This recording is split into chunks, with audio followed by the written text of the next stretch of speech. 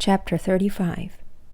Moreover, Josiah kept a Passover unto the Lord in Jerusalem, and they killed the Passover on the 14th day of the first month. And he set the priests in their charges, and encouraged them to the service of the house of the Lord.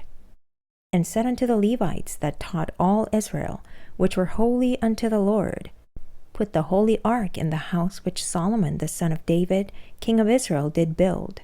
It shall not be a burden upon your shoulders. Serve now the Lord your God, and his people Israel. And prepare yourselves by the houses of your fathers, after your courses, according to the writing of David, king of Israel, and according to the writing of Solomon his son.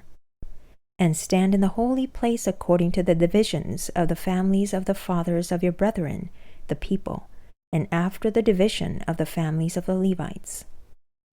So kill the Passover, and sanctify yourselves, and prepare your brethren, that they may do according to the word of the Lord by the hand of Moses.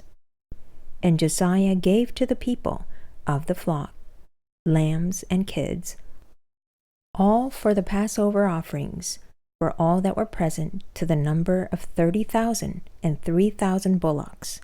These were of the king's substance, and his princes gave willingly unto the people, to the priests, and to the Levites, Hilkiah and Zechariah, and Jehiel, rulers of the house of God, gave unto the priests for the Passover offerings 2,600 small cattle, and 300 oxen.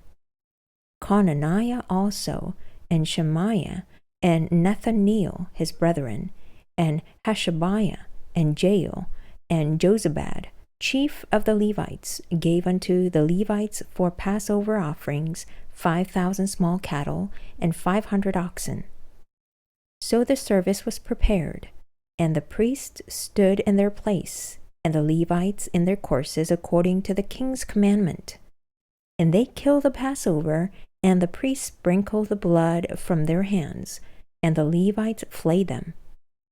And they removed the burnt offerings, that they might give according to the divisions of the families of the people, to offer unto the Lord, as it is written in the book of Moses, and so did they with the oxen. And they roasted the Passover with fire according to the ordinance. But the other holy offerings sawed they in pots, and in cauldrons, and in pans, and divided them speedily among all the people. And afterward they made ready for themselves and for the priests, because the priests, the sons of Aaron, were busied in offering of burnt offerings and the fat until night. Therefore the Levites prepared for themselves, and for the priests, the sons of Aaron. And the singers, the sons of Asaph, were in their place according to the commandment of David. And Asaph, and Heman, and Jeduthun, the king's seer, and the porters waited at every gate. They might not depart from their service, for their brethren the Levites prepared for them. So all the service of the Lord was prepared the same day, to keep the Passover, and to offer burnt offerings upon the altar of the Lord according to the commandment of King Josiah. And the children of Israel that were present kept the Passover at that time, and the feast of unleavened bread 7 days. And there was no Passover like to that kept in Israel from the days of Samuel the prophet, neither did all the kings of Israel keep such a Passover as Josiah kept. And the priests and the Levites, and all Judah and Israel that were present, and the inhabitants of Jerusalem. In the 18th year of the reign of Josiah was this Passover kept.